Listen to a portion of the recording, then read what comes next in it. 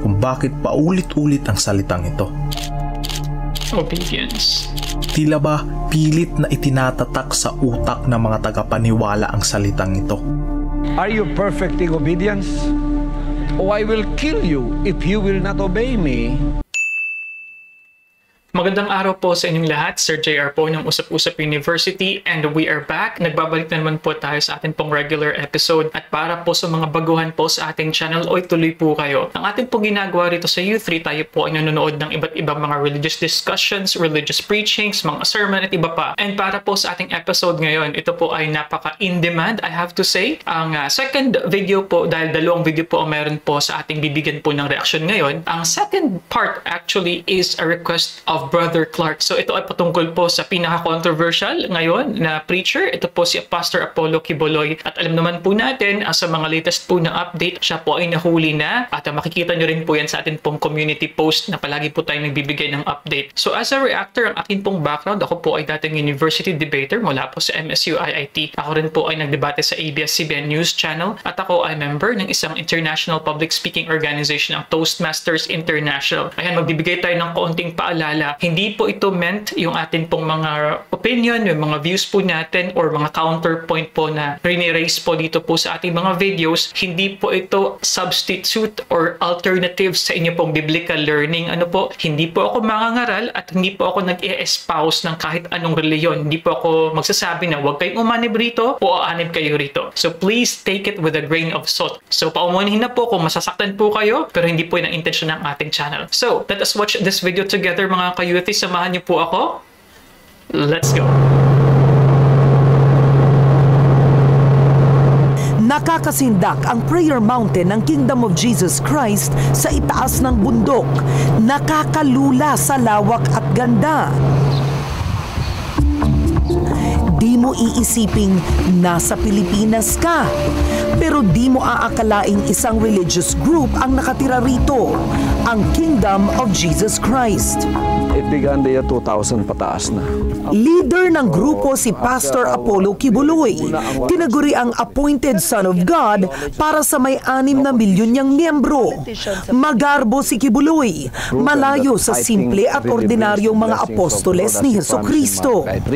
May perception ng napakarami, hindi lang naman sa inyo na nagpapayaman ang mga religious leaders sa Pilipinas. This is now the result of the blessings of the Lord. Kailangan ba to talaga etong napakagandang lugar na ito na ang daming naghihirap sa Pilipinas? As we expanded the ministry, this is like a showcase of Garden of Eden. It is also part of the plan of God to restore man and to restore the environment, that they can come here and that we can make the planet Earth as beautiful as this.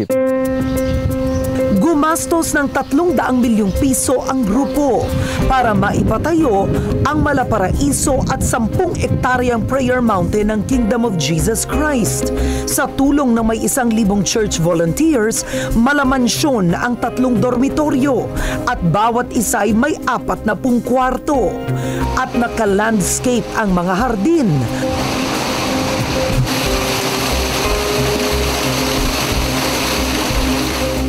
Parang sa hotel ang mga restaurant, naka-buffet araw-araw para sa mga trabahador at bisita. So eto pong property na ito na napakalaki ay kanino po ito nakapangalan? This is all owned by the Kingdom of Jesus Christ. Any properties we have that involves the ministry, it's all owned by Jesus Christ Kingdom. So hindi po siya personally nakatitulo sa inyo? Hindi, walang personal title po. Even itong namana ko sa tatay ko, itong 1 hectare property, I donated it all to the kingdom. So everything you see here is in the name of the Kingdom of Jesus. Pero ang nakakasindak ay bumabiyahe si Quiboloy gamit ang sarili niyang chopper. Religious leaders owning a chopper, for example. I mean, is this all right? Well, it is a necessity for me because I have, as I said, we have expanded in membership and I can visit many of our works here, especially in Mindanao, or sometimes when I'm in the Visayas or Luzon. In a 1 week time, I can visit many of the places that I can only visit if I don't have a chopper. Right. Yeah, that would make sense, sure. Pero syempre po, ang isa sa mga issues dyan is kung gaano kalaki ang kinakailangan mo na amount to have a helicopter. Alam naman po natin, napakamahal po niyan. Ano po? Pero syempre, hindi natin maka-question marami naman silang pondo, no, sa KOJC. Pero yun nga po, as always, from a non-member po ng KOJC like myself, ang isa ko pong issue dito is who gave such person the authority na siya ay maging son of God? Kasi nga, di ba, technically, tayo naman po ay but children of God. So, bakit kinakailangan mag-set aside pa sa ating panahon ng isang special person, isang Davaoenyo, actually Kapampangan po sila, pero lumipat po sila ng Davao. Isang Filipino at that of all the billions of people in the world na magiging appointed son of God. At marami na po tayong nabigay po ng mga reaction, mga ka-youth. Alam niyo po yan. Marami-rami na rin po. We even had one episode, actually naging viral din nga po yun, yung ating pong pagbigay ng reaksyon sa mentor ni Pastor Apollo Quiboloy dahil po siya po ay initially nag-start as a UPC, Youth President if I'm not mistaken, ng United Pentecostal Church. And then he established his own religion. So ang sinasabi niya po kanina, it's here on my notes na kung ano yung nangyayari sa kanya, it's part of God's plan. So sinasabi na yung pagiging mayaman ng KOJC, ang kanyang quote-unquote own na kayamanan din, is because inallow ni God. Kung hindi inallow ni God, hindi yan mangyayari. Yan po yung logic ni Pastor Apollo Quiboloy. And well, interesting, of course, the figures were mentioned, 300 million pesos. And mind you mga ka-U3, ito po, hindi po ito bagong episode, itong correspondence po na feature na ito, ilang years na po ito nakakaraan. No? So definitely the properties of quote-unquote the kingdom is way more. So 300 million pesos po yun dati. 10 hectares and 1,000 volunteers mga ka-U3. So let's continue. Bukod sa chopper, may sarili na ring private jet si Quiboloy na anya'y bigay ng kanyang mga miyembro. So how do you account for what is donated to you? It is, we are transparent in our financial matters. So members know where it goes? They know where it goes and they can come into our office and look at our books. Marangya ang buhay ni Quiboloy. Marahil para sa marami, di nararapat para sa isang pastor. Pero lahat ng ito ang siya ring sumasalamin sa kapangyarihan at impluensya ni Quiboloy. Kaya't dinadayo siya ng mga politiko at hinihingi ang kanyang endorso. What has happened to us that Naalala ko lang po na medyo ironic na nakita ko doon si dating presidential candidate Eddie Villanueva kasama si Pastor Apollo Quiboloy. So maybe that would kind of give us the idea kasi po pastor po at saka parang founding president po ng Jesus is Lord Church po si Eddie Villanueva na tumakbo rin nga po dati 2010 at hiningi niya ang basbas ng appointed son of God, I have to say. religious leaders are now like kingmakers? As I said, we are deeply religious, and the people cling to religious leaders whom they can trust. Kitang-kita ang impluensya ng mga leader tulad ni Quiboloy. Kamakailan, bumuo siya ng isang presidential debate at nang hindi sumipot ang mga pangunahing kandidatong sina Senator Noynoy Aquino at Senator Manny Villar, nagalit siya. At nito lang linggo, personal pa siyang pinuntahan ni Villar, isa sa mga nangungunang kandidato para personal na humingi ng sorry. Nagkaintindihan naman kami magkaibigan at of course, pinaliwanag ko naman. Okay na. Doesn't that make you feel a little bit arrogant? I don't feel it that way. Konting yabang? No, I don't feel it that way. A little vain? I mean, sabi nga nila, vanity is the devil's favorite sin. Well, I'm honored. Nagsimulang mag-endorso ng kandidato si Quiboloy noong 1998 nang lapitan daw siya ng kanyang mga miyembro kung sino ang dapat iboto, kung si Erap o De Venecia. I received a vision of the time that the Lord gave me, that dito sa isang magazine na to, dalawa sila. De Venecia's image was so blurred and Estrada's image was so clear, and it says President.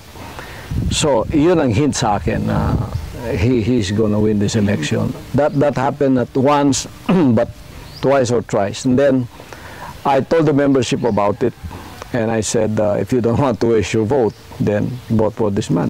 Okay, before we continue there mga kayuthi, pasensya na po kay Pastor Apollo ha. Interesting po yung pagkaka-present po ni Karen Davila. I like how she said na kingmaker. Ibig sabihin po nun ang isang tao na napaka-influential na pwedeng makapagluklok ng isang tao sa isang particular na political position. Although, honestly, I don't think that they would reach 6 million in total. Kasi na-mention na rin po natin to sa past video reaction if it is that way. So, malamang kasing makapangyarihan na siya ng Iglesia ni Cristo, yung block voting naman ng KOJC, hindi natin nakikita that it exists. Actually, the Iglesia vote, the block voting in pong tawag natin, really exists, I have to say. Pero KOJC, I don't think that they have as much number of members compared with other sects, other than Roman Catholics. Pero interesting din yun na yung patungkol nga po sa debate na nasabi po rito, if that's the case, kung pre-2010s yan, ibig sabihin. So if ito po ay panahon ni Villar at ni Noynoy Aquino, so that would mean around 2010s,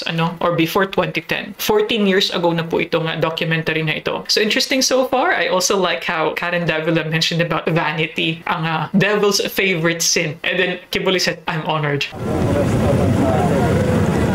Noong 2004, si Pangulong Arroyo naman ang sinuportahan ni Kibuloy. Bukod sa magkababayan sila, kapwa Tagalubao, sinabi raw sa kanya ng Panginoon na mananalo si GMA laban kay FPJ. I sought the guidance of the Lord again because yun nga, naumpisahan na and the members were looking forward at every presidential election to seek for my guidance. Surprisingly, the Lord showed me that Gloria will win the election. Kung totoo mang Panginoon na ang bumubulong sa kanya kung sino ang dapat iboto at mananalo, paano naman tayo nakakasiguro? Pero para sa kanyang mga miyembro, kung sino ang kandidato ni Kibuloy, ang siya nilang iboboto. Kahit na walang makakakita, pwede mo naman ibahin yung boto mo. Of course. And pag sinabi ni Pastor yan, we all have the freedom of choice, not to follow. But personally, it's a personal choice for all of us na alam namin na yung sinabi ni Pastor, yan ang kalooban ng Ama. Bakit mo pinaniniwalaan ang sasabihin ni Pastor Kibuloy kung sino ang iboboto? Because the will of the Father. Alright mga ka-U3, so that was the first video, dalawang documentary po kasi ito. And yung sagot po ng lalaki kanina, because it is the will of the Father. So my understanding, sa ilang videos na rin po kasi nagawa natin, I think this is number 10. Video number 10 na po ito patungkol po sa Kibuloy, na atin po mga reaction.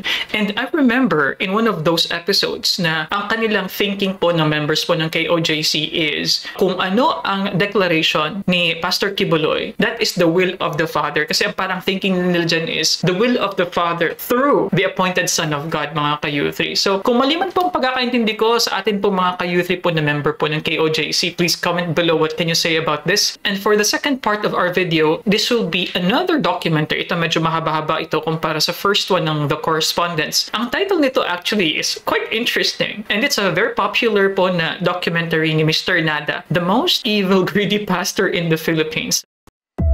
Ang taong ito, depende sa iyong pananaw o paniniwala, ay isang tunay na propeta. Pag di kayo dumaan sa akin, hindi kayo pupunta sa langit. If you want to be saved, come through the Son. Hallelujah. O isang negosyanteng ginagamit ang pangalan ng Diyos para kumita. Matigas ako sa pangangaral ng tithe. God's will. Siya na ang nag-decide kung magkano ibibigay mo. Tithe, 10%. I mean, your watch could probably feed 100 families for a month. Hindi po talaga yung totoong pastor. Are you perfectly obedient? Oh, I will kill you if you will not obey me. You're a very successful con man, but what can you do? Apollo C. Kibuloy, isang pastor na naging kilala dahil sa pagiging matalik na kaibigan ni dating Presidente Duterte. Naging kilala rin siya dahil sa kanyang mga sinasabing siya ang appointed Son of God. Ginawa lang niya akong hinirang niyang anak sapagkat tapat ako sa kanyang mga salita. Before they can come to the Father, they go through me. Every human beings. Wala nga yung katotohanan. Ako ang daan at ang buhay. Pag di kayo dumaan sa akin, hindi kayo pupunta sa langit. At ginawa nga itong katawa-tawa ng publiko. Pinakakalaban ni Kano. Feeling ko si Kiboloy. Yung nagpainto ng lindol. Nandito din si Kibuloy na kuy-kuy. Di ko may pagkakaila na ganito rin ang imahe na nakatatak sa utak ko kapag sinasabing Kibuloy. Hanggang sa napanood ko ang balitang ito. Muling nagkita ang matalik na magkaibigan na sina Pastor Apollo C. Kibuloy at dating Pangulong Rodrigo Duterte kung saan sabay silang nag-motorbike. Hindi naman ako nagulat na magkita magkasama sila dahil magkaibigan naman tong dalawang to. Alam mo kung saan ako mas nagulat? Dito. Oo, dito. Sa sasakyang ito. Sobrang ganda at mukhang mamahalin kaya agad yung tiningnan kung magkano nga ba ito. Ito pala isang Can-Am Spyder RT na nagkakahalaga ng $31,000, mahigit kumulang 1.7 million pesos. At doon ko nalaman na ang sasakyang ito ay isa lamang sa mga luhong sasakyan ni Kibuloy na milyon-milyon ang halaga. Meron pa siyang mga private jet at ang isa ay nagkakahalaga ng 900 million pesos.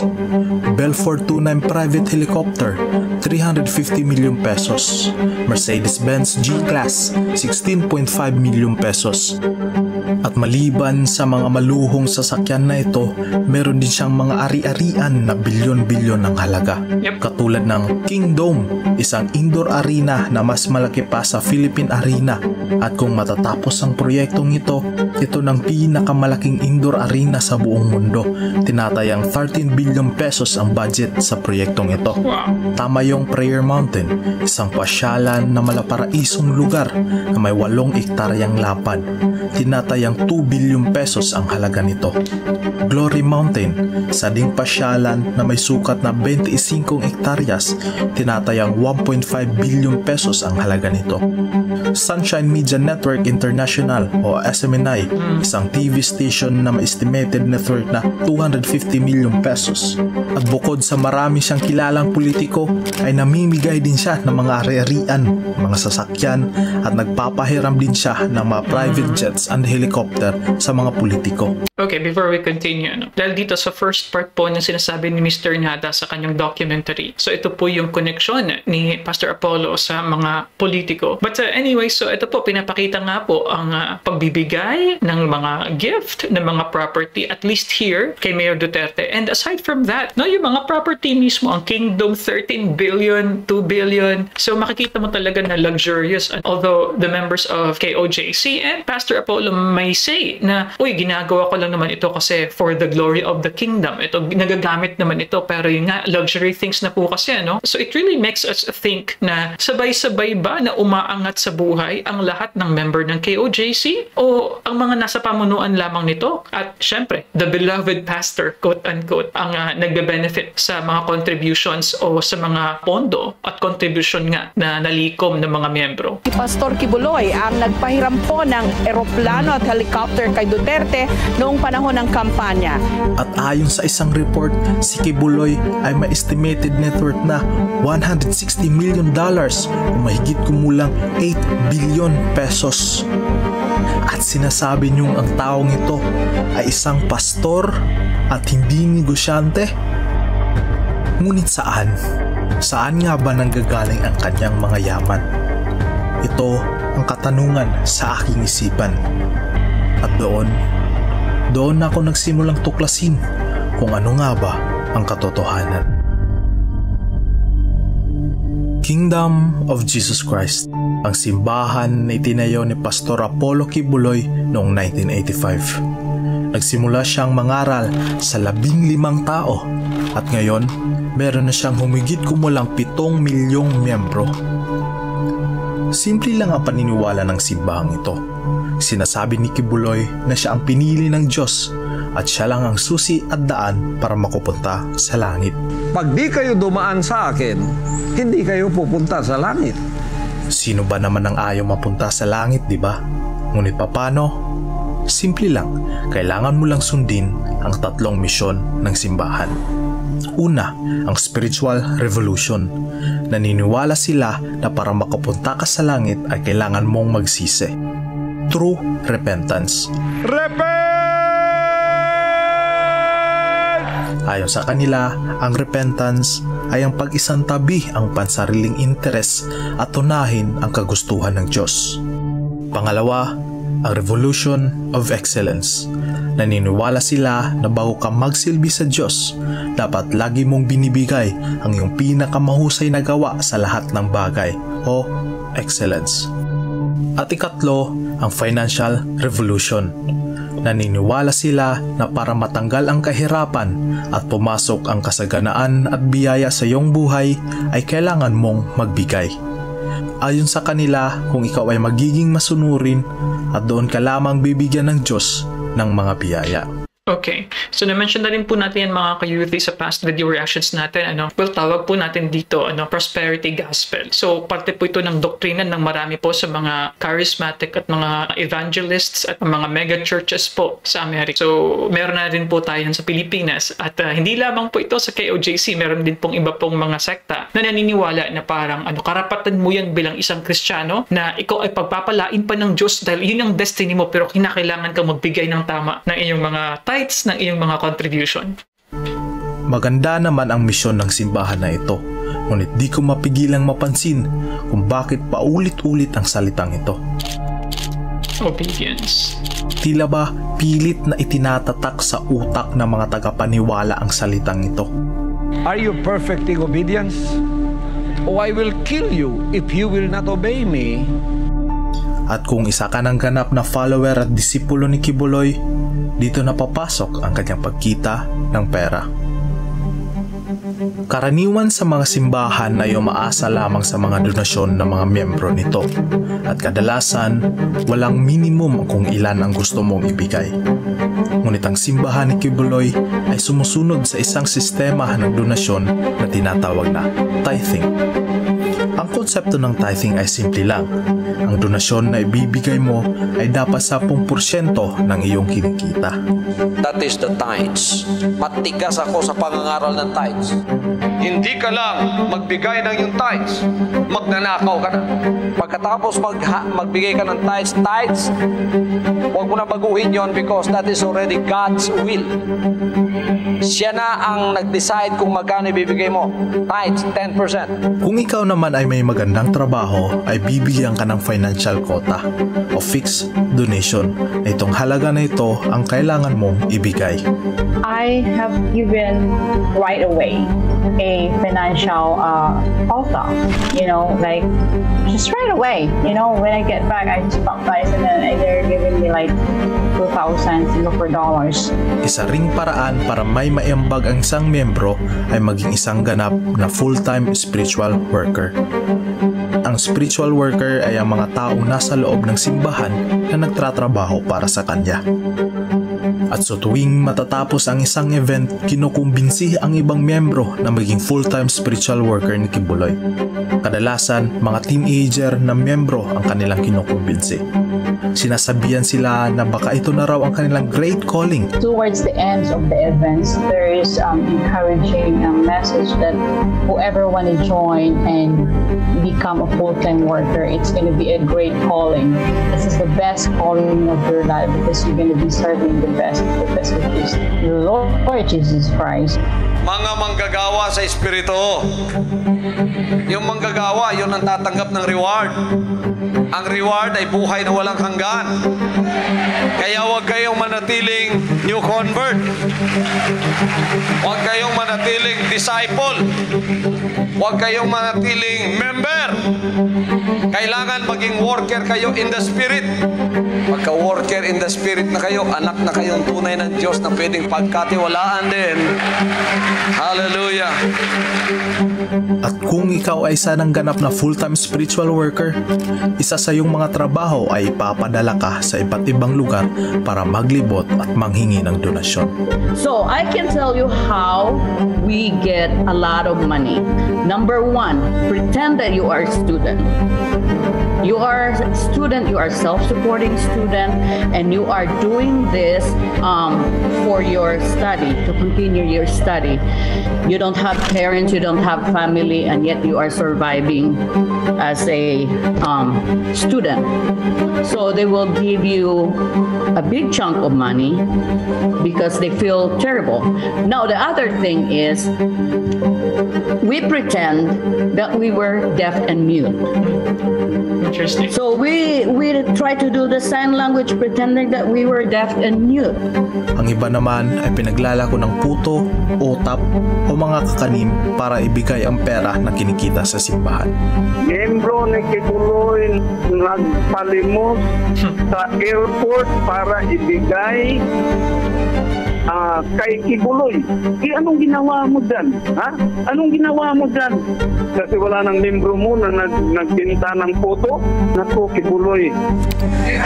Okay, before we continue, interesting po yung isa sa mga pinili na resource na speaker dito po sa documentary na to. Yun po si Pastor Apolinario. Ay, naku, it brings back a lot of memories dahil para po sa mga long time po na U3 supporters, hindi lamang po since last year a couple of years back, ang U3 po kasi isa po tayo sa pinakauna na YouTuber na nag-expose nga po ng operations nga po ng Kappa ay hindi po naaayon sa ating pong batas. So I was a bit surprised na hindi ko po alam prior na nagkaroon pala ng parang girian din po pala itong si Mr. Apolinario, Pastor Apolinario at Pastor Apollo Kibuloy. Yan po yung sa Kappa Ministries, yung marami pong pera. Yung parang nagkaroon po yata ng Ponzi scheme kung hindi po ako nagkakamali. But anyway, going back, so isa po sa mga na-feature kanina is si Miss Stone, and sinasabi niya nga po na in-explain niya yung sistema ng pangangalap ng donasyon, ng contributions ng mga members. So may quota sila at sinasabi na kailangan nilang mag-act. Doon pa lang medyo strange yun, di ba po mga ka-youth? Kasi you are pretending to be someone that you are not. Nagkukunwari silang deaf and mute, nagsa-sign language daw, or nagkukunwaring estudyante para kumbaga maantig yung mga puso ng mga nagdo-donate, ng mga tao na nilalapitan po nila sa kanila pong paghihingi ng donasyon. Take note, I did not use the word limos. So interesting din po sa akin yung parte po ng kanilang mga spiritual na una, revolution. Number 2, revolution of excellence. Ayan. Number 3,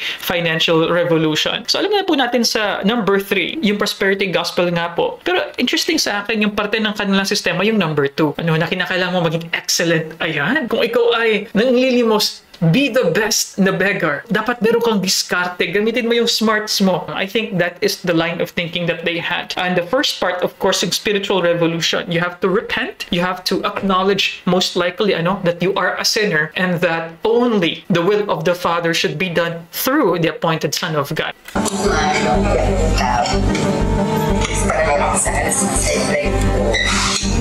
Ang lalaking ito ay pumapasok sa mga fast food chain para magbenta ng otap. At ayon sa kanya, siya daw ay isang self-supporting student. Nakakaawa. At sino ba naman ang ayaw tumulong sa may ganitong sitwasyon, di ba?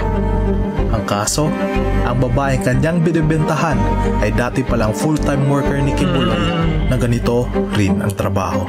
Dati ako ganyan. Dati trabaho ko yan. Dati ako kay Kibuloy. Itong trabaho ko, namimigay ng letter sa mga customer sa fast food. Nagtitinda ng kakanin, pastillas. Ganyan din ang trabaho ko. Todo tanggi pa ang lalaking ito na hindi raw ito para kay Kibuloy. Alam mo, kilala ko yun. Para kay Pastor Kibuloy yan. Hindi. Sa akin, determinado ang lalaking ito para lamang makabenta at kumita ng pera. Ito pala'y sa kadahilan ng binibigyan sila ng kota na kailangan nilang abutin sa araw na iyon. At para mapadali ang pag-abot ng kanilang kota, nagpapanggap silang self-supporting student. Nagpapanggap silang walang mga magulang at ang mas malala, nagpapanggap silang bingi o pipe. Ginagawa nila ang lahat para lamang maabot ang kota dahil kung hindi, tatanggap sila ng kaparusahan. Pag wala kaming remittance noon, alam mo ang ginagawa sa amin?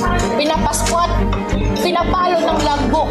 Yung lalaki namin kasama, wala remittance, binugbog sarado ni Dandi Kabahog. Pag wala kang remittance dyan, itutorture ka. Grabe, tila ba kinukondisyon ang mga utak ng mga miyembro nila na kailangan palagi silang magbigay ng pera para lamang sila ay makapunta sa langit. Gagawin ng lahat, magsinungaling man, manloko ng ibang tao para lamang may maibigay sa simbahan.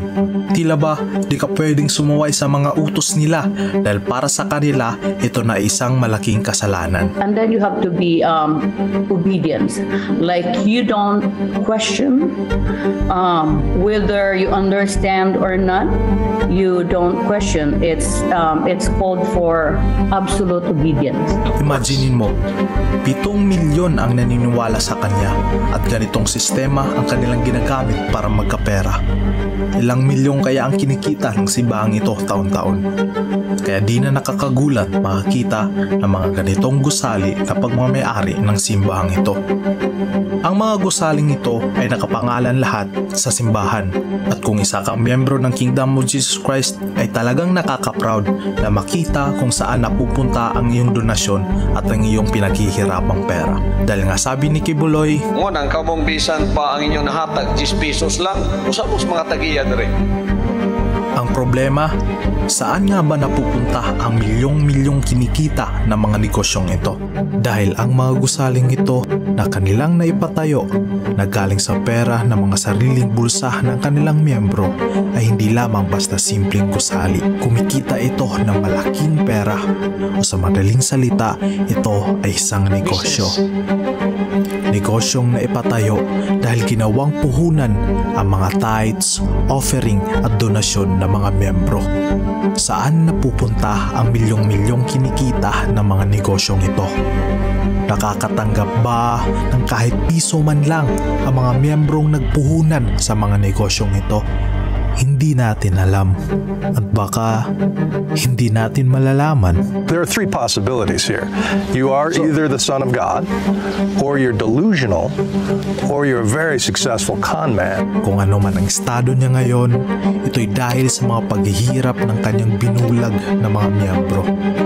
This may be the most beautiful spot in the Philippines, and it's paid for by people who live on $2 a day. So how do you justify your lifestyle? I mean, your watch could probably feed 100 families for a month. If this is not God's will for me to have these things I have, you can take it away. It is God's will that we follow. If it is God's will for us to live like this, you know, you can have a broken heart looking at me, but what can you do? Grabe. Naisip ko, kailan kaya ito matitigil? Hanggang sa...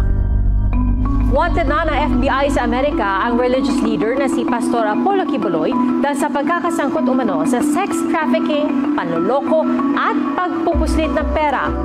It really just brings back a lot of memories. Dahil po sa ating pong journey sa Usap-Usap University, marami po sa inyo, siguro last year nyo na po na-discover itong ating channel, lalong-lalo na po with the MCGI content, with Brother Eli Soriano content.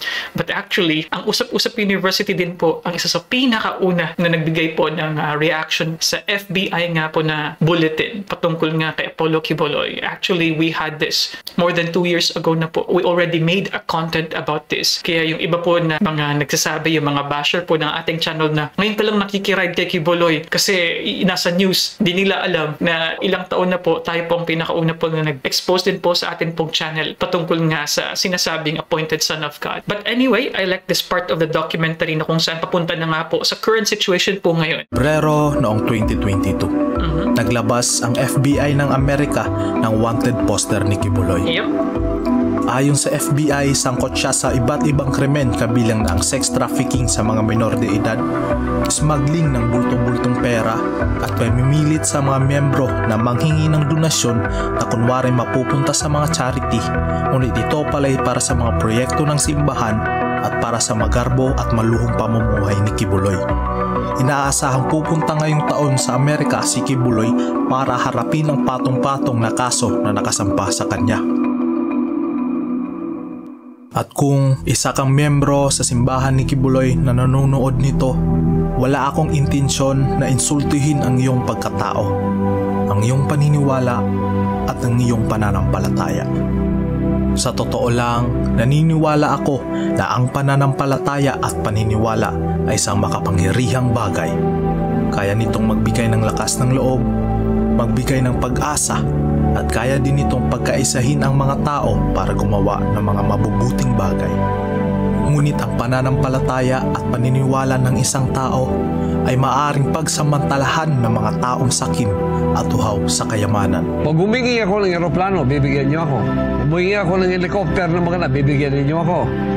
Humingi ako ng malawak na lupain para sa operation ng Kingdom, bibigyan niyo ako. Hingi ako ng 13 billion pesos para magpatayo ng Kingdom. At kung isa kang miyembro o nagbabalak maging miyembro ng simbahang ito, gusto ko lang buksan mo ang iyong isipan at tanungin mo ang iyong sarili. Totoo nga ba siyang propeta o isa lamang hamak na negosyante na ginagamit ang pangalan ng Diyos para kumita? Okay mga ka-youthie, so dyan po nagtatapos ang ating episode ngayon. Hindi ko alam kung magko-comment din sa baba, pitin. Ayan. But anyway, for this episode, dalawa nga po yung atin pong naging source video nga po. Yung first part is the documentary by The Correspondents at it's refreshing to see Miss Karen Davila. And this is around, I'm guessing, early 2000 siguro, when this video was made. And then the second part, of course, was the more hard-hitting documentary by Mr. Nada. So hats off po ako sa kay Mr. Nada. Ang ganda po ng kanyang video editing skills at ang presentasyon nga po. And well-researched din, Lalong-lalo na yun, na-mention niya yung tatlungan nila na mga mission kung ikaw ay magiging miyembro ng kanilang simbahan. Spiritual Revolution, Revolution of Excellence, number 3, Financial Revolution.